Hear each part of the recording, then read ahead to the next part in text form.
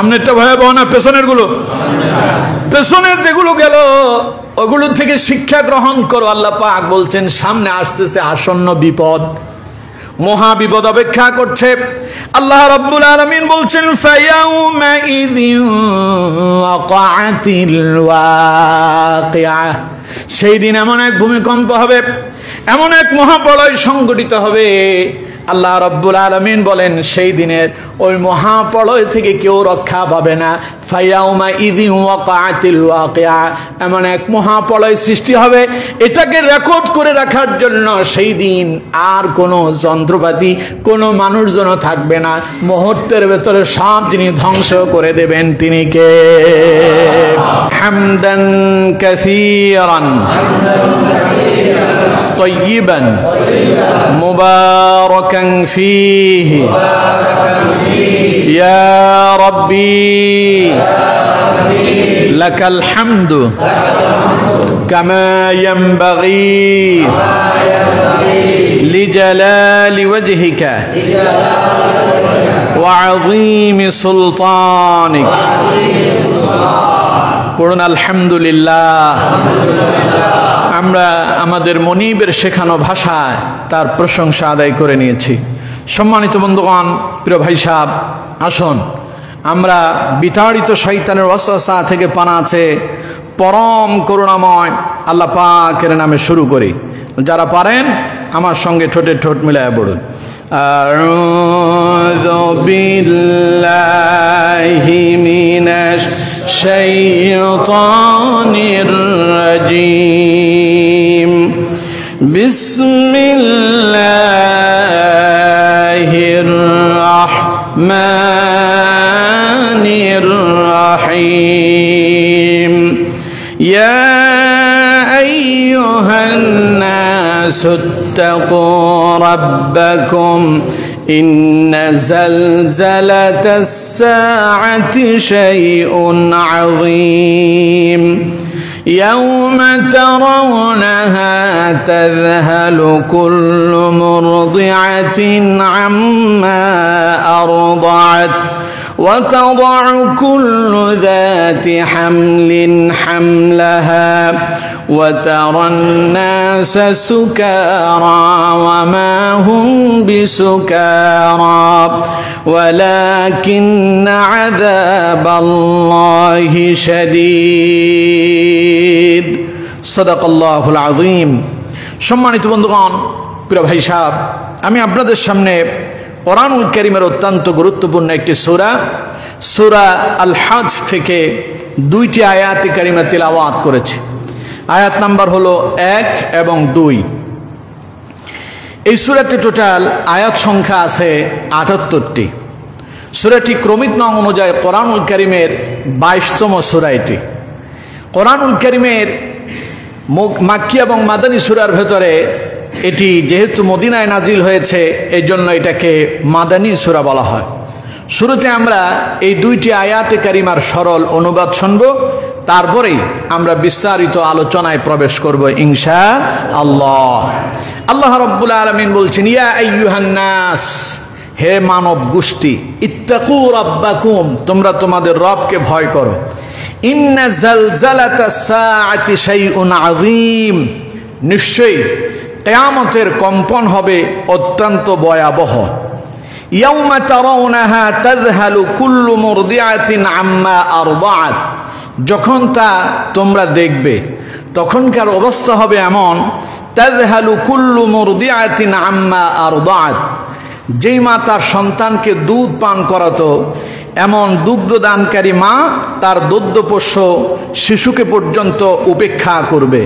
ওয়াতাদাউ কুল্লু যাতি হামলিন হামলাহা, এবং তোমরা দেখতে পাবে গর্ভধারণী মা যারা আছেন, যাদের পেটে সন্তান আছে, ওয়াতাদাউ কুল্লু যাতি হামলিন হামলাহা, তাদের সন্তানগুলো অটোমেটিক প্রসব হয়ে যাবে। এরপর আল্লাহ রাব্বুল আলামিন বলছেন, ওয়াতারান নাস সুকারা ওয়া মা হুম বিসুকারা, মানুষ হবে মাতালের মতো যদিও তারা মাতাল নয়। ওয়ালাকিন্না আযাবাল্লাহি শাদীদ, মূলত আল্লাহর আযাব হলো অত্যন্ত কঠিন। এই হলো আয়াতদ্বয়ের সরল অনুবাদ। এরপরে আমরা বিস্তারিত আলোচনায় প্রবেশ করার আগেই এই আয়াতের মূল মেসেজটা কি তা আমরা একটু শুনি। এই দুইটি আয়াতের মূল মেসেজ হচ্ছে এই, আল্লাহ রাব্বুল আলামিন তার বান্দাদেরকে আল্লাহর প্রতি ভয় এবং তাকওয়া অর্জন করে জীবনযাপন করার প্রতি আল্লাহ পাক উৎসাহিত করেছেন এবং তাদেরকে কিয়ামতের ভয়াবহ বিভীষিকাময় অবস্থার কথা বলে তিনি তার বান্দাদেরকে সতর্ক করেছেন। এই হচ্ছে আয়াতের মূল আলোচ্য বিষয়।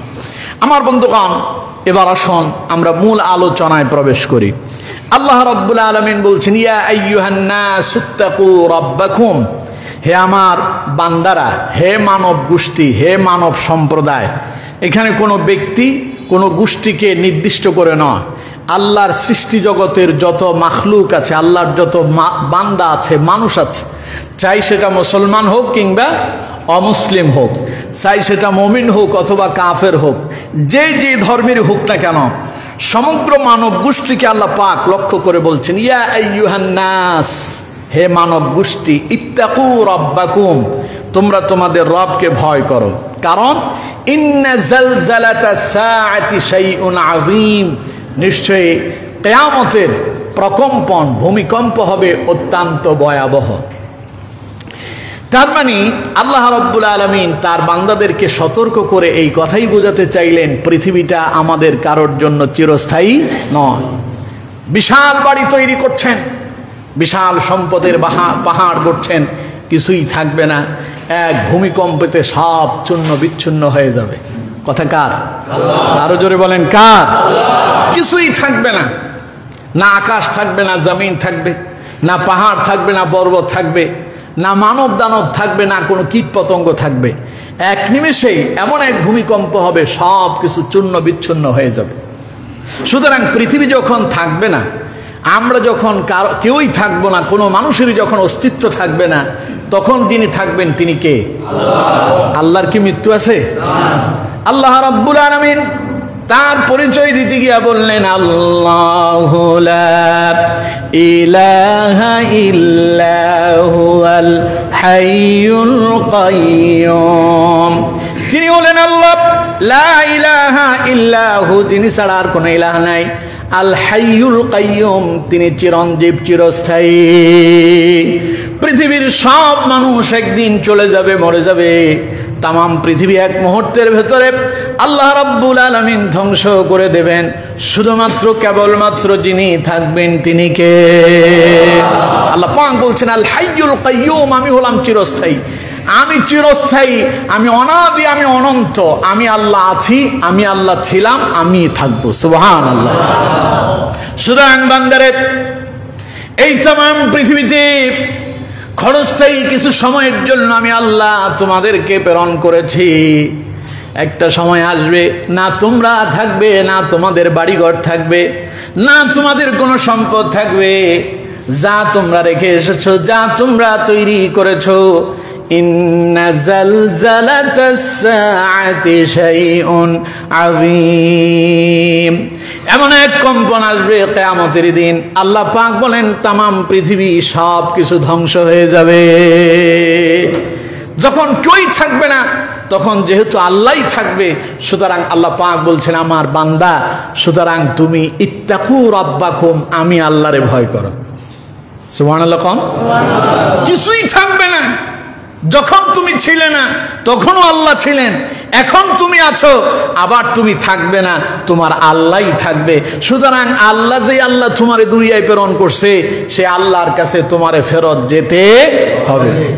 সুম্মা ইলাইনা তুরজাউন, আমাদের প্রত্যেককেই ফেরত যেতে হবে কার কাছে?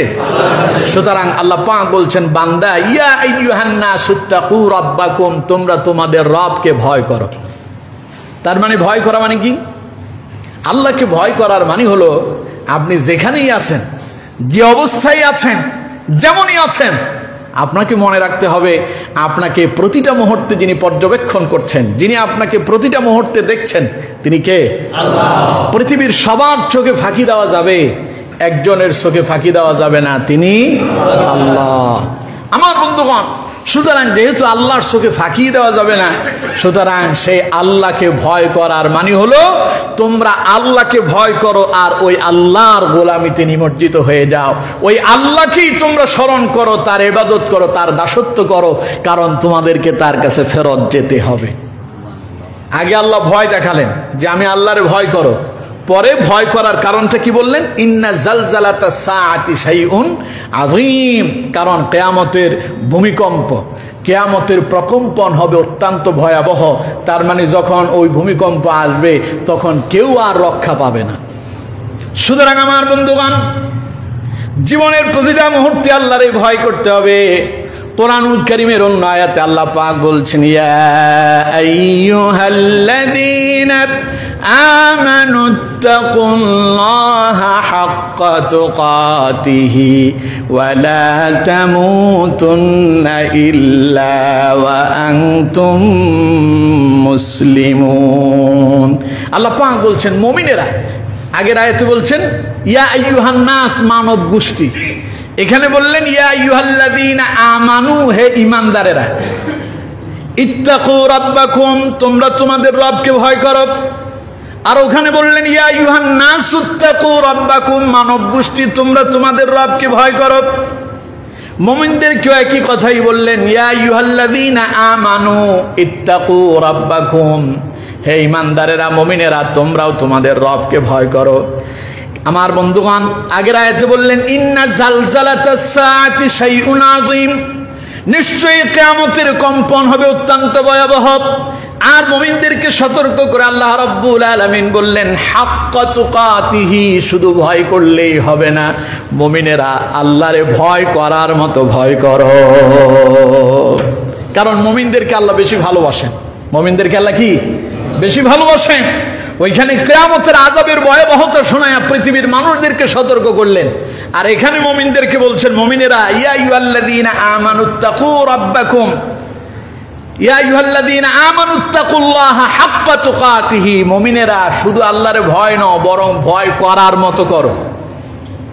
এবার আল্লাহ রাব্বুল আলামিন মুমিনদেরকে ডেকে বললেন ওয়ালা তামুতুন্না ইল্লা ওয়া আনতুম মুসলিমুন, খবরদার মুমিনেরা মুসলমান না হয়ে মৃত্যুবরণ করো না। এই সতর্কবাণী কাদেরকে? মুমিনদেরকে। কাদেরকে? মুমিনদেরকে। মুসলমান না হয়ে মৃত্যুবরণ করো না।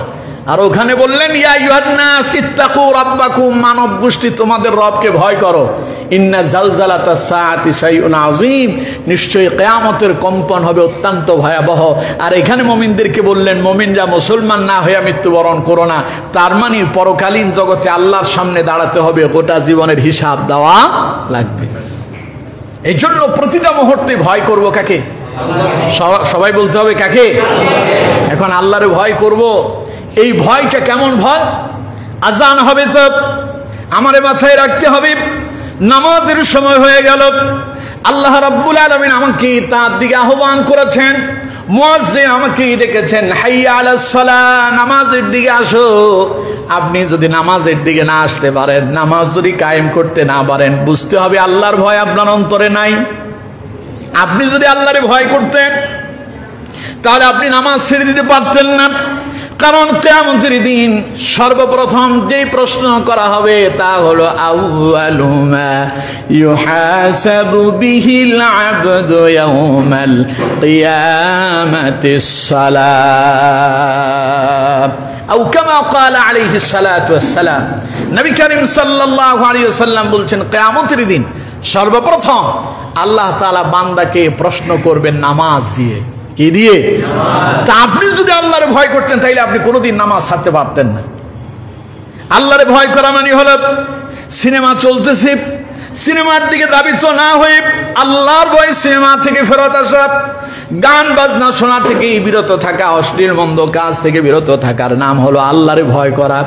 আমার বন্ধুগণ, আল্লাহর ভয়টা এমন ভাবে হতে হবে প্রতিটা মুহূর্তে এই কথা অন্তরে রাখতে হবে, পৃথিবীর সবার চোখে ফাঁকি দেওয়া যাবে, আল্লাহর চোখে ফাঁকি দেওয়া যাবে না। ওই যে ওমর রাদিয়াল্লাহু তাআলার ইতিহাস আপনারা সবাই জানেন। এক দুধ বিক্রেতা, দুধ বিক্রয়কারী এক মহিলার মেয়ের ঘটনা জানেন না আপনারা?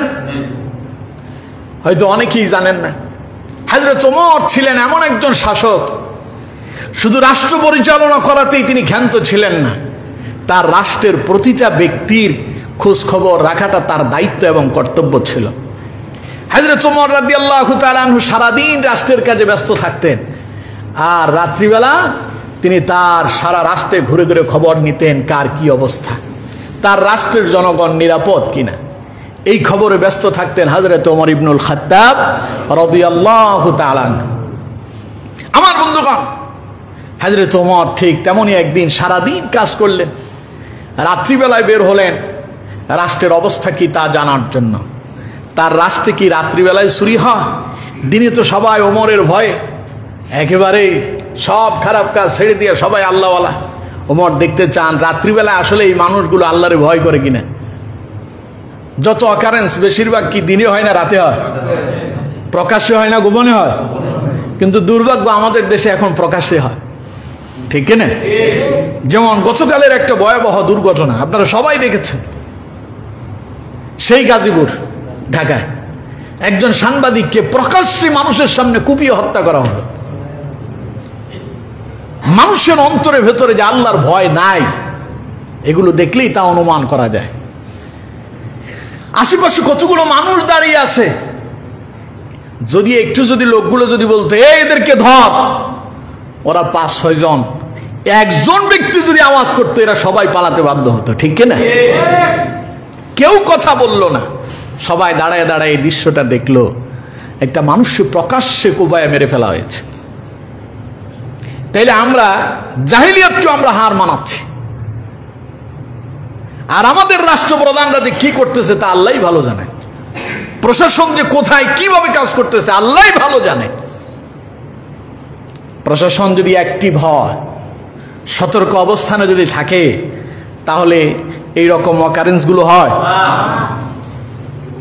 সুতরাং আমার বন্ধুগণ, রাষ্ট্র পরিচালনার ক্ষেত্রে আমাদেরকে হযরত ওমর থেকে শিক্ষা গ্রহণ করা উচিত, হযরত ওমরের জীবনী পড়া উচিত। প্রত্যেকটা রাষ্ট্রের প্রত্যেকটা ব্যক্তিকে, যারা যে দায়িত্বে আছেন, মন্ত্রণালয়ে আছেন, এদের প্রত্যেককে ওমরের জীবনী অধ্যয়ন করা উচিত। তাহলে রাষ্ট্র কিভাবে পরিচালনা করতে হয় তা তারা জানতে পারবে, শিখতে পারবে। আমরা রাষ্ট্র পরিচালনা শিখি কোথায়? কমিউনিস্টদের থেকে। আমরা রাষ্ট্র পরিচালনা শিখি নাস্তিকদের থেকে। আমরা রাষ্ট্র পরিচালনা শিখি আমরা আমেরিকার কাছ থেকে। অথচ রাষ্ট্র পরিচালনা কিভাবে করতে হয় তা ইসলাম শিখায় দিয়েছে, ঠিক কিনা? মুহাম্মদ সাল্লাল্লাহু আলাইহি ওয়াসাল্লাম রাষ্ট্র পরিচালনা করলেন, যেই রাষ্ট্রের মানুষ খুন খারাপি, বদমাশি, সিটিংবাজি, এরপরে মদ জুয়ার ভেতরে লিপ্ত ছিল, প্রত্যেকটা মানুষ আল্লাহর ওলিতে পরিণত হয়েছিল, ঠিক কিনা? এক একজনকে নবী করিম সাল্লাল্লাহু আলাইহি ওয়াসাল্লাম তার সাহাবীদের ব্যাপারে বলছেন, যারা রাসূলুল্লাহর কাছে এসেছিলেন, নবীজিকে যারা প্রকাশ্যে দেখেছেন তাদেরকে বলা হয় সাহাবী। রাসূলের প্রতি যারা ঈমান আনলেন, রাসূলুল্লাহকে যারা দেখেছেন তাদেরকে কি বলে? সাহাবী বলে। এরা হলেন নবী করিম সাল্লাল্লাহু আলাইহি ওয়াসাল্লামের উত্তরসূরি, যারা রাসূলুল্লাহকে সচক্ষে দেখে ঈমান আনয়ন করেছেন। এরকম মানুষগুলো যে সমাজে বসবাস করত, সেই সমাজ ছিল নোংরা সমাজ। এমন একটা সমাজকে মুহাম্মদ সাল্লাল্লাহু আলাইহি ওয়াসাল্লাম ইসলাম প্রতিষ্ঠার মধ্য দিয়ে একটা সভ্য সমাজে পরিণত করেছিলেন, ঠিক কিনা? যে মানুষগুলো মানুষকে একজন আরেকজনকে মানুষই মনে করতো না, সেই মানুষগুলো আল্লাহওয়ালাতে পরিণত হয়ে গিয়েছিল। সুতরাং এমন রাষ্ট্র পরিচালনা যদি আমাদের দেশেও যদি হতো, চোর আর চোর থাকতো না, সন্ত্রাস আর সন্ত্রাসী করতে পারতো না, মদখোর মদ খেত না। এদের কাছে সঠিক মেসেজ না যাওয়ার কারণে, সঠিক তথ্য না পাওয়ার কারণে তারা আজ অন্যায় অপরাধমূলক কাজের সঙ্গে লিপ্ত, ঠিক কিনা? আল্লাহ তাআলা আমাদেরকে এই জাতীয় অপকর্ম থেকে আমাদেরকে হেফাজত করুন। আমার বন্ধুগণ, যেই কথা আমি বলছিলাম তা হলো, হযরত ওমর সারাদিন রাষ্ট্র পরিচালনায় ব্যস্ত। রাত্রিবেলায় তিনি ঘুরে ঘুরে দেখেন রাষ্ট্রের লোকেরা দিনে যেমন আমার সামনে আইসা দেখি সব আল্লাহর ওলি, রাতে কি আসলে সব আল্লাহর ওলি নাকি? হযরত ওমর রাত্রিবেলায় ঘুরতে বের হতেন, রাষ্ট্রের খোঁজ খবর নিতেন। একদিন হযরত ওমর রাষ্ট্র পরিচালনার কাজ শেষ করে রাত্রিবেলা যখন তিনি বেরিয়ে পড়লেন, দীর্ঘ পথ হাঁটার পরে হযরত ওমর ক্লান্ত হয়ে গেলেন। ক্লান্ত হয়ে হযরত ওমর একজন ব্যক্তির বাড়ির পাশে এসে বাড়ির প্রাচীরের সঙ্গে হেলান দিয়ে বসলেন। আর হাঁটতে পারেন না, শরীরটা আর চলে না। হযরত ওমর যখন সেখানে ওই বাড়ির দরজায় গিয়ে যখন অবস্থান করলেন একটু নিজের শরীরের ক্লান্তি দূর করার জন্য, ওমর তখন শুনতে পেলেন ভেতর থেকে কে যেন গুনগুন করে কথা বলতেছে। ওমর কান খাড়া করে দিয়ে শুনতে পেল দুইজন ব্যক্তির ভেতরে কথা হচ্ছে, দুইটাই মহিলা। এক মহিলা তার সন্তানকে ডেকে বলছে, আমার মা তাড়াতাড়ি উঠো, আমার মেয়ে তাড়াতাড়ি উঠো, ওই যে দুগ্ধ দহন করে এনেছি সেই দুধের ভেতরে তাড়াতাড়ি পানি মিশিয়ে দাও, তাহলে দুধের পরিমাণ বেড়ে যাবে, বেশি দামে দুধ বিক্রি করা যাবে। ওমর বলতেছে, কিরে, ভাবলাম দিনের বেলায় সব আল্লাহর ওলি, এখন তো দেখি যে রাত্রিবেলা কিছু চুরিও আছে। ওমর কান খাড়া করে দিয়ে শুনতে চাই তারপর কি হয়। ওমর বড় আশ্চর্য হয়ে গেল। মা তার মেয়েকে বলতেছে, মা দুধে পানি মিশাও। মেয়ে বলতেছে, মা তুমি কি জানো না আমরা যেই দেশে বসবাস করি ওই দেশের রাষ্ট্রপ্রধানের নাম হলো ওমর। তুমি কি জানো না ওমর নিষেধ করেছেন দুধের ভেতরে কেউ যেন পানি মিশ্রিত না করে। আমার মা আমার পক্ষে সম্ভব নয় যে রাষ্ট্রপ্রধান ওমর, সেই রাষ্ট্রের ভেতরে থেকে দুধের ভেতরে পানি মেশানো আমার পক্ষে সম্ভব নয়। কারণ ওমরের শাসন হালকা না গরম? সবাই বলতে হবে গরম না নরম? কি যে গরম! ওমরের ভয়ে শয়তান পর্যন্ত, যেই রাস্তায় ওমর যেত এক বর্ণনায় আসছে 3 দিন, আরেক বর্ণনায় আসছে 1 সপ্তাহ পর্যন্ত ওই রাস্তায় শয়তান ভয়েই যেত না। তো মানুষের কথা আর কি বলবেন? মানুষের অসহসা দেয় কেটা, কত কয় না কেটা, যত উপকর্মের মূল। আর সেই শয়তান ওমরের ভয় পায়। সেই রাষ্ট্রে যখন দুধের ভেতরে পানি মেশানোর জন্য মা তার মেয়েকে বলতেছে, মেয়ে বলতেছে, মা তুমি জানো না এই রাষ্ট্রপ্রধান, এই রাষ্ট্রের প্রধানমন্ত্রী রাষ্ট্রপতি ওমর আছে, ওমরের নিষেধাজ্ঞা আছে দুধে পানি মিশ্রিত করা যাবে না, সুতরাং আমার পক্ষে সম্ভব না।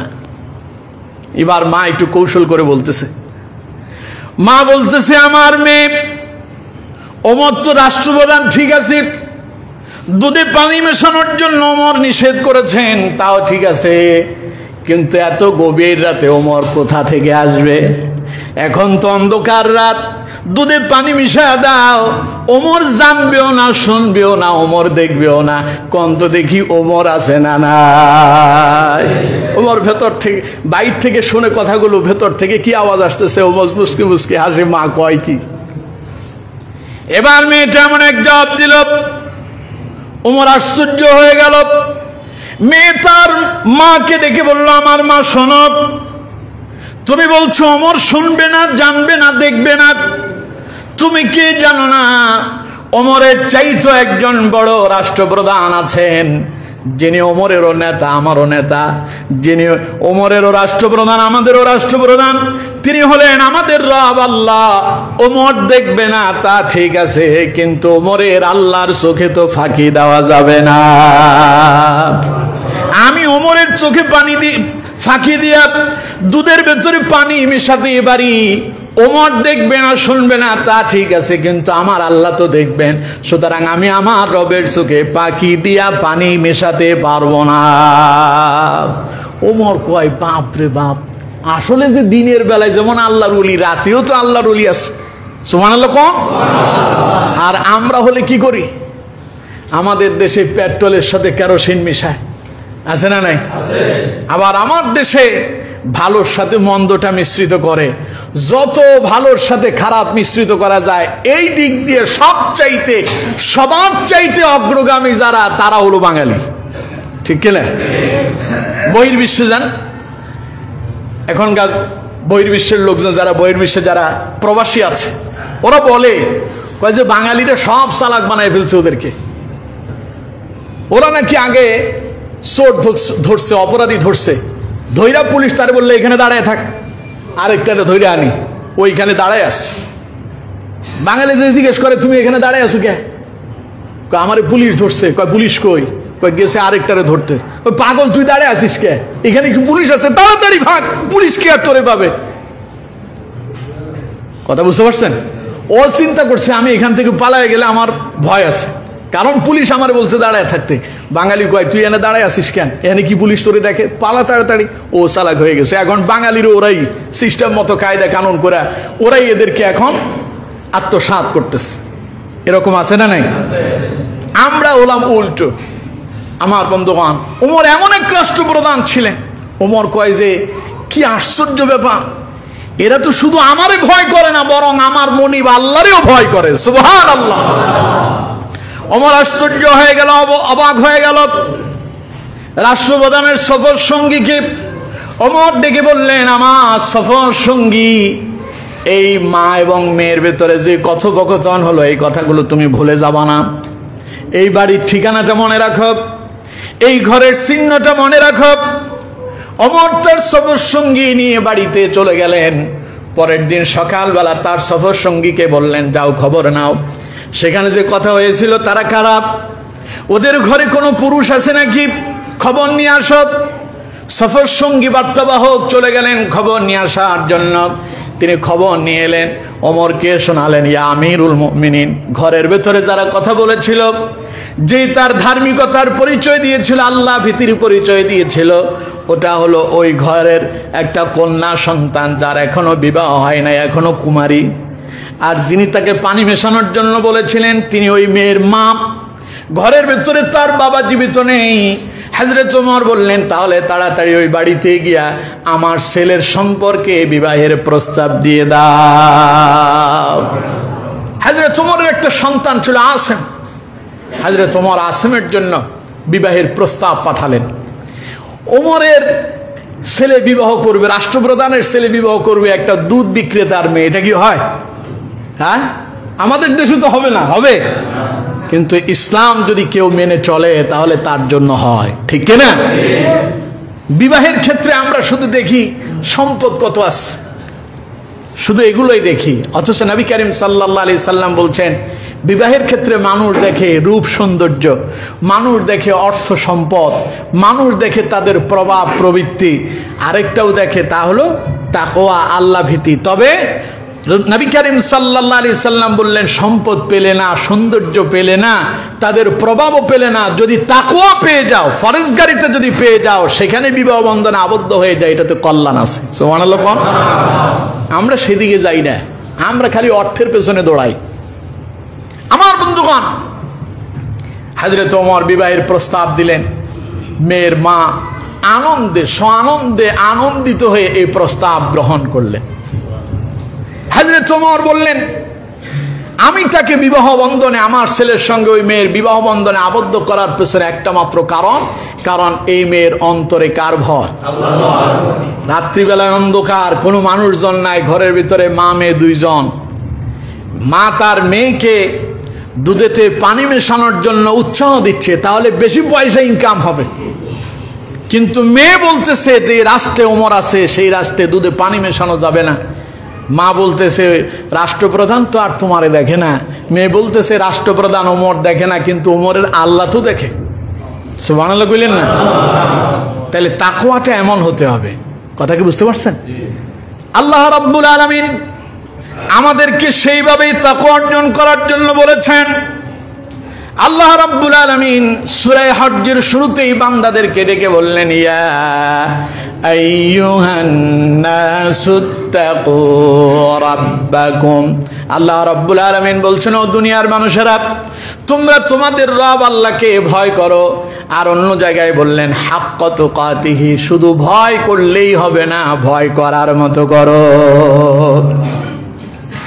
বিভিন্ন জায়গায় দেখবেন, বিভিন্ন সমাজে ইদানিং কিছু কিছু আলহামদুলিল্লাহ মসজিদের ইমাম সাহেবরা যোগ্যতা সম্পন্ন এখন নিয়োগ হচ্ছে, ঠিক না? একটা সময় মসজিদের লোকজন চিন্তা করতে, আরে দূরে একজন হুজুর রাখলেই হইলো, নামাজ পড়লেই হইলো, কোনো রকম ছাড়াই দেয়। আমাদের দেশে একখান কথা আছে, যে দরের মাইরা হে দরের হরি, নাকি? তো এখন চলছে গাড়ি, যাত্রা বাড়ি, যেদিক যায় যাওক না, চলতেছে, তা তো ঠিক আছে। তো এক সময় আমাদের দেশে এমনটা ছিল, কিন্তু আলহামদুলিল্লাহ এখন কিছুটা মানুষের ভেতরে পরিবর্তন আসছে। ওরা চিন্তা করে সপ্তাহে একদিন এমন একজন খতিব থাকুক আমাদের মসজিদে, যার মুখ থেকে আমরা কিছু হক কথা শুনবো, সঠিক কিছু নসিহত পাবো। আলহামদুলিল্লাহ বিভিন্ন মসজিদে এরকম এখন ভালো ভালো মানের খতিব নিয়োগ হচ্ছে। তো বিভিন্ন এলাকাতে দেখা যায় বিবাহের সময় আপনার গায়ে হলুদের নামে বিভিন্ন গান বাজনা অশ্লীলতা হয়। এগুলো তো আমাদের রাজাপুরে নাই, হ্যাঁ আছে, এটা আমাদের রাজাপুরেও আছে। আমি বলছি নাই, আপনারা বলছেন আছে। এখন রাজাপুরের মসজিদের কেন্দ্রীয় মসজিদের খতিব সাহেব বক্তব্য দিয়ে বলল, রাজাপুর মসজিদের এই এরিয়ার ভেতরে কোনো বিবাহ শাদীতে যদি গান বাজনা হয়, ইমাম সাহেব সেই বিবাহতে যাবে না, খাবে না, বিবাহ পড়াবে না, এটা বলল। আর কেন্দ্রীয় মসজিদের তো কোনো সমাজ নাই। কেন্দ্রীয় মসজিদের সমাজ আছে নাই? বাজারের ভেতরে একটা মসজিদ। এখন আপনাদের এখানে আছে কিনা আমি জানি না, আপনাদের কেন্দ্রীয় মসজিদের কি সমাজ আছে? আছে, আচ্ছা। তো এখন কেন্দ্রীয় মসজিদের খতিব তো আর আপনাদের বিবাহ পড়ানোর জন্য তেমন একটা যায় না, খুব কম, কসিত। তো এখন বিবাহ শাদীতে গান বাজনা হলে ইমাম সাহেব বললেন যে আমি সেখানে যাব না। যারা এই ওয়াজ শুনলো, শোনার পরে কিছু মানুষ পরিবর্তন হয়ে গেল, না আমরা গান বাজনা করব না। কেউ কেউ বলে, আর ইমাম সাহেব কি আর এখন গান বাজনা শুনতেছে, গভীর রাতে বাজাবো, সাউন্ড বক্সের একটু আওয়াজ কমায় দিয়ে। এরকম আছে না নাই? চলবে না তা না, চলবে, সাউন্ডটা একটু কি করতে হবে, কমায় দিতে হবে। তার মানে ওরা ইমাম সাহেবের ভয়ে আওয়াজ কমায় দিল, কিন্তু যে আল্লাহ নিষেধ করছে সে আল্লাহরে ভয় পায় না। এরকমও কিছু শয়তান আমাদের দেশে। আপনি ইমাম সাহেবের ভয়ে গান বাজনা বন্ধ করার দরকার নাই। ওমরের ভয়ে শুধু পানিতে দুধের ভেতরে পানি মেশাবেন, ওই ভয় দরকার নেই। ভয় হতে হবে ওমরের আল্লাহ দেখছেন, আমার আল্লাহ দেখছেন। ইমাম সাহেব নিষেধ করছে তাতে কিছু আসা যায় না, আল্লাহর নিষেধাজ্ঞা আছে। কোন মুমিন গান বাজনা শুনতে পারবে না, এটা হারাম। এই কথা মনে করে মুমিন মুসলমান যদি গান বাজনা ছাড়তে পারে, ওটাই হলো প্রকৃত আল্লাহর ভয়, ঠিক কিনা? কিন্তু আল্লাহরে ভয় পায় না, ইমামের ভয় পায়। সুতরাং আমার বন্ধুগণ, অন্তরে কার ভয় লাগবে? আরো জোরে বলেন। আপনি গোপনে গোপনে আকাম কুকাম করেন, ইমাম সাহেব দেখে না, কিন্তু আল্লাহ তো দেখে। আল্লাহর চোখে তো আর ফাঁকি দেওয়া যাবে না। এই জন্য আমার বন্ধুগণ, আল্লাহ রাব্বুল আলামিন বলছেন, আমার বান্দা তুমি মুমিন হও, মুসলমান হও, কাফের হও, মুশরিক হও, জেনে রাখো আমি তোমাদের সবার রব। আমাদের সবার রব কে? আরো জোরে বলেন কে? আপনি যখন মরে যাবেন, আমি যখন মরে যাব, মসজিদের ইমাম সাহেবের জন্য কবরে যে প্রশ্ন হবে, মসজিদের পেছনে মুসল্লির জন্য একই প্রশ্ন।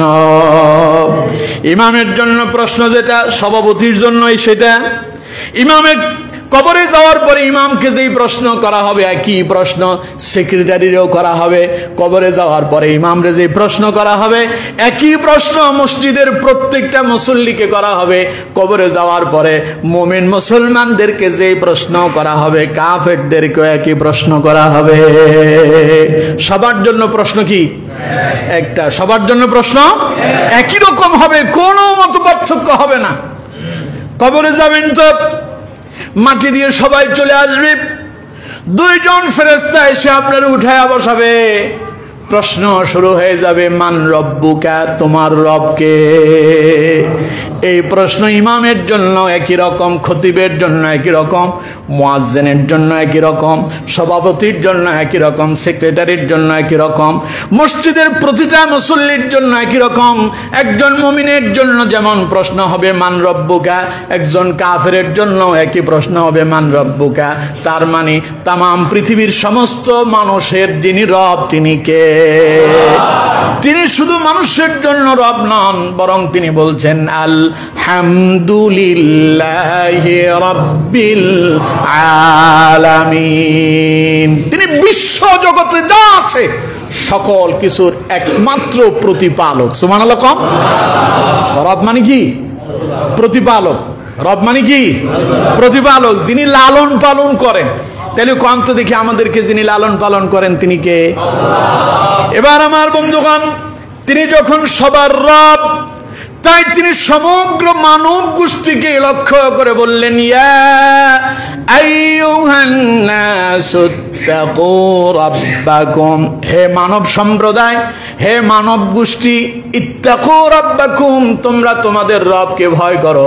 তার মানে যিনি তোমারে লালন পালন করেন সেই আল্লাহরে ভয় করো। তুমি শুধু মুমিন নও, মুসলমান নও, যাই হও না কেন, সবার জন্য একই রকমের ওয়াজ আল্লাহ পাক করে দিলেন। এবার আল্লাহ সতর্ক করে বললেন, ইন্না জালজালাতাস সাআতি শাইউন আযীম, সামনে এক বিশাল ভয়ঙ্কর ভূমিকম্প অপেক্ষা করছে। কে বলছেন? আল্লাহ। সবাই বলেন কে? আল্লাহ। ইন্না জালজালাতাস সাআ, কিয়ামতের দিন হবে এক ভয়ঙ্কর ভূমিকম্প।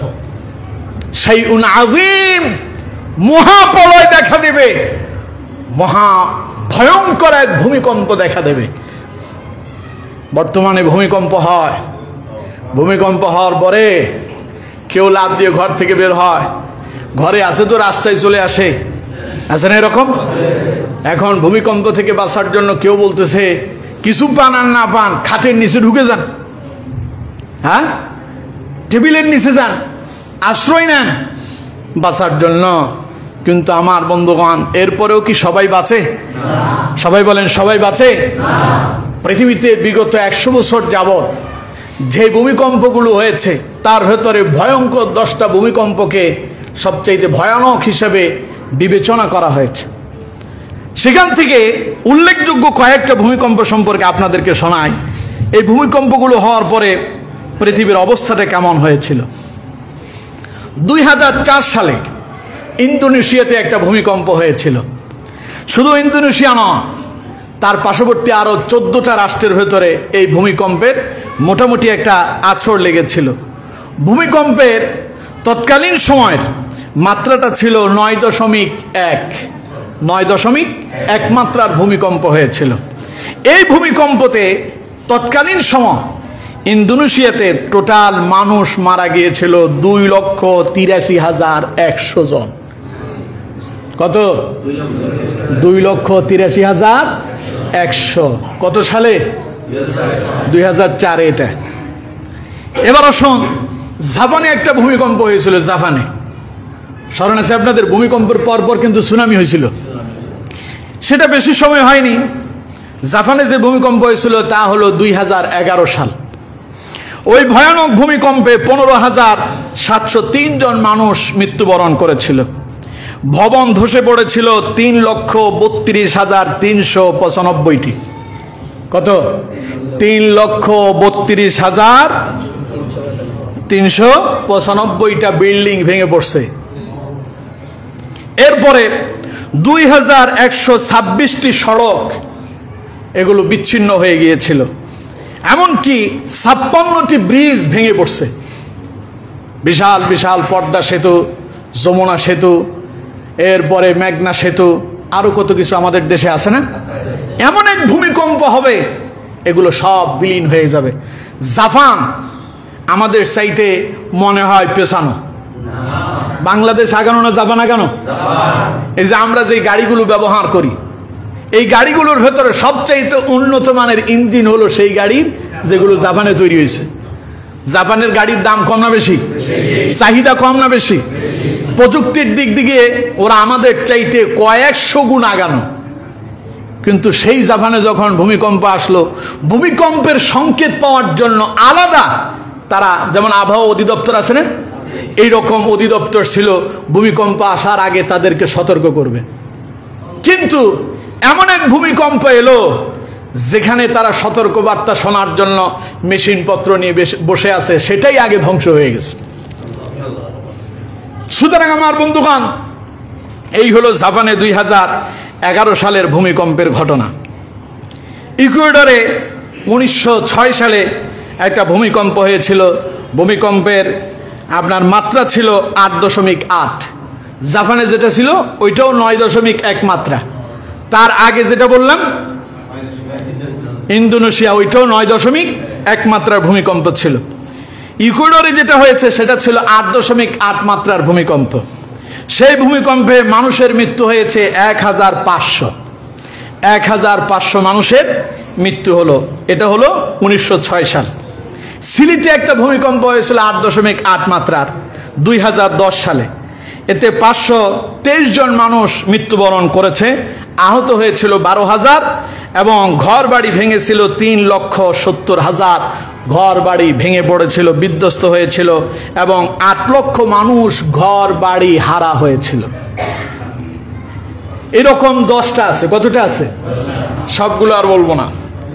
এই যে কয়েকটা আপনাদেরকে শোনালাম, কোন তো এই লোকগুলো এই ভূমিকম্প থেকে বাঁচতে পারছে?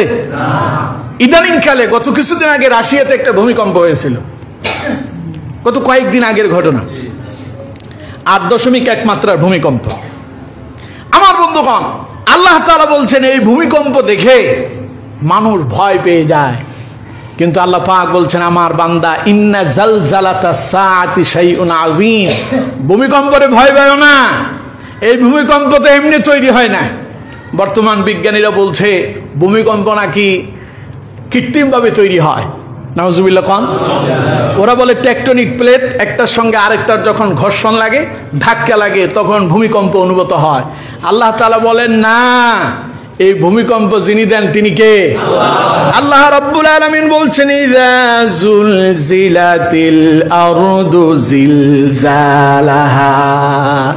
এই ভূমিকম্প শুধু ভূমিকম্প না, এই ভূমিতে কম্পন যিনি ধরান তিনি কে? আরো জোরে বলেন কে? আল্লাহ তাআলা বলছেন ইন্না জালজালাতাস সাআ। যে ভূমিকম্প দেখছো এগুলো তো ভূমিকম্পের একটা নমুনা মাত্র, এগুলো তো সতর্ক বার্তা, তোমাদেরকে সতর্ক করা হচ্ছে। আমার বান্দা সামনে এক ভূমিকম্প অপেক্ষা করছে, যেই দিন পৃথিবী ধ্বংস হবে, কিয়ামত কায়েম হয়ে যাবে, तमाम পৃথিবী ধ্বংস হয়ে যাবে। ইন্না জালজালাতাস সাআতি শাইউন আযীম, সেই দিনের ভূমিকম্প হবে অত্যন্ত ভয়াবহ। আমার বন্ধুগণ, সেই দিনের ভূমিকম্পটা কেমন হবে? নবী করিম সাল্লাল্লাহু আলাইহি ওয়াসাল্লাম বলছেন কিয়ামতের আগে, ওই ভয়াবহ ভূমিকম্পের আগে কিছু ভূমিকম্প হবে, ওটার আগে আরো কিছু ভূমিকম্প হবে, তবে তুলনামূলকভাবে ভূমিকম্পের হার ক্রমান্বয়ে বাড়তে থাকবে। ওয়াজালজালাতান, তিরমিজির বর্ণনা, নবী করিম সাল্লাল্লাহু আলাইহি সাল্লাম বলছেন কিয়ামতের আগে ভূমিকম্প বেড়ে যাবে। কিয়ামতের আগে ভূমিকম্প কি বেড়ে যাবে, অর্থাৎ কিছুদিন পরপরই দেখবেন যে আকস্মিক ভূমিকম্প হচ্ছে। নবী করিম সাল্লাল্লাহু আলাইহি ওয়াসাল্লাম বলছেন শুধু যে ভূমিকম্প হবে তা নয়, নবী করিম সাল্লাল্লাহু আলাইহি ওয়াসাল্লাম বলছেন ফি হাযিহিল উম্মতি খাসফুন ওয়া মাসখুন ওয়া কাযফুন। রাসূলুল্লাহ বলেছেন কিয়ামতের আগে ওই ভূমিকম্পের সাথে খাসফুন, ভূমিধস দেখা দেবে। ভূমিকম্প হবে, সব মাটির নিচে চলে যাবে। ভূমিধস বুঝতেছেন তো? বাড়িঘর যা আছে সব ভাঙবে, সব গর্তের ভেতরে একদম সব বিলীন হয়ে যাবে, বলছেন মুহাম্মদ সাল্লাল্লাহু আলাইহি ওয়াসাল্লাম। ওয়া মাসখুন, মানুষের চেহারার বিকৃতি দেখা দেবে। ওয়া কাযফুন, নবী করিম সাল্লাল্লাহু আলাইহি ওয়াসাল্লাম বলছেন কিয়ামতের আগে মানুষের উপরে ভয়ানক এক বিপদ আসবে, আকাশ থেকে পাথরের বৃষ্টি বর্ষণ হবে। নাউজুবিল্লাহ পড়েন। সেগুলো কিন্তু খুব কাছাকাছি, বেশি দূরে নাই, খুব কাছাকাছি।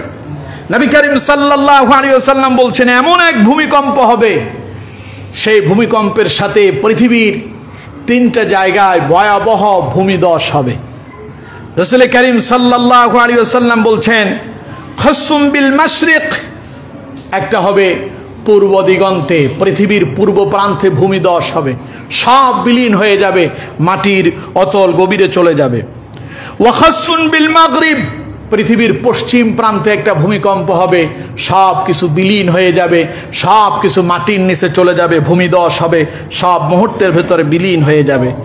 ওয়া খাসুন বিজাজিরাতিল আরব, আরব উপদ্বীপে এক ভয়াবহ ভূমিকম্প হবে, সব কিছু মুহূর্তের ভেতরে বিলীন হয়ে যাবে। কথাগুলো নবী করিম সাল্লাল্লাহু আলাইহি ওয়াসাল্লাম বলছেন। এবার আল্লাহ তাআলা কি বলছেন শুনুন। এগুলো হলো কিয়ামতের আগে, ওই ভূমিকম্পের আগে এগুলো হবে। এরপরে যে ভূমিকম্পটা শুরু হবে, সেই ভূমিকম্প সম্পর্কে আল্লাহ রাব্বুল আলামিন সূরা ওয়াকিয়ার ভেতরে বলছেন ইযা রুজ্জাতিল আরদু রাজ্জা ওয়া বুসাতিল জিবালু বাসসা। আল্লাহ রাব্বুল আলামিন বলছেন ইযা রুজ্জাতিল আরদু রাজ্জা, যখন পৃথিবী প্রবল প্রকম্পনে প্রকম্পিত হবে, যখন পৃথিবী ভূমিকম্পে প্রকম্পিত হতে থাকবে, ওয়া বুসাতিল জিবালু বাসসা, এটা এমন এক ভূমিকম্প হবে বিশাল বিশাল পাহাড়গুলো চূর্ণ বিচ্ছিন্ন হয়ে যাবে। পাহাড় ছিলাম তো, ওয়াল জিবাল আওতাদা, পাহাড় না, এগুলো এক একটা পেরাক, এগুলো এক একটা কি? আল্লাহ তাআলা বলছেন জমিনকে ধরে রাখার জন্য এই পাহাড়কে আমি পেরেক হিসেবে ব্যবহার করছি। যখন ভূমিকম্প শুরু হবে তখন সব পেরেকগুলো ছিন্ন বিচ্ছিন্ন, অর্থাৎ সব পাহাড়গুলো ছিন্ন বিচ্ছিন্ন হয়ে যাবে। এরপর আল্লাহ রাব্বুল আলামিন সূরা হাক্কার ভেতরে বলছেন ওয়া হুমিলাতিল আরদু ওয়াল জিবালু ফাদুক্কাতা দাক্কাতান ওয়াহিদা। আল্লাহ পাক বলছেন যখন ওই ভূমিকম্প শুরু হয়ে যাবে, এমন এক কম্পন দেবে, ওয়া হুমিলাতিল আরদু ওয়াল জিবাল, জমিন সুদ্ধা পাহাড় সুদ্ধা যা আছে, আল্লাহ রাব্বুল আলামিন বলছেন ফাদুক্কাতা দাক্কাতান ওয়াহিদা, একটা ধাক্কার সাথে, একটা ভূমিকম্পের সাথে, একটা কম্পনের সঙ্গে সবগুলোকে আল্লাহ রাব্বুল আলামিন ধরে আছাড় মারবেন। বলেন নাউযুবিল্লাহ। সব ধরে আল্লাহ পাক আছাড় মারবেন, মুহূর্তের ভেতরে সব ছিন্ন ভিন্ন হয়ে যাবে। জমিনটার উল্টায় দেওয়া হবে, পাহাড়টাকে উড়ায় দেওয়া হবে। আমার বন্ধুগণ, এবার কোন তো দেখি ওই ভূমিকম্প ভয়াবহ না যেগুলো পেছনে গেছে ওইগুলো ভয়াবহ? আল্লাহ তাআলা বলছেন ওই ভূমিকম্প আসার পরে এক মহাপ্রলয় সৃষ্টি হবে, মুহূর্তের ভেতরে সব বিলীন হয়ে যাবে। কথাগুলো আমার না আল্লাহর।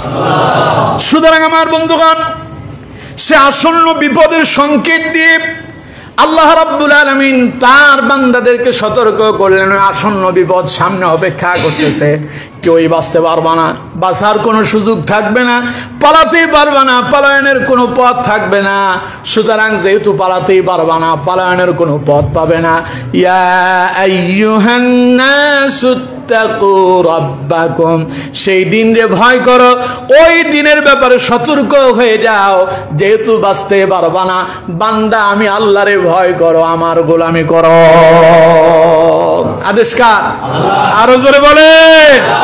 তাহলে খালি জুমার নামাজ পড়লে চলবে? বাকি 5 ওয়াক্তের দরকার নাই? কথা বলেন আছে? 2 রাকাত পড়া মুসল্লি ঘাড়ের উপর দিয়ে লাফদাপ দিয়ে চলে যাবেন?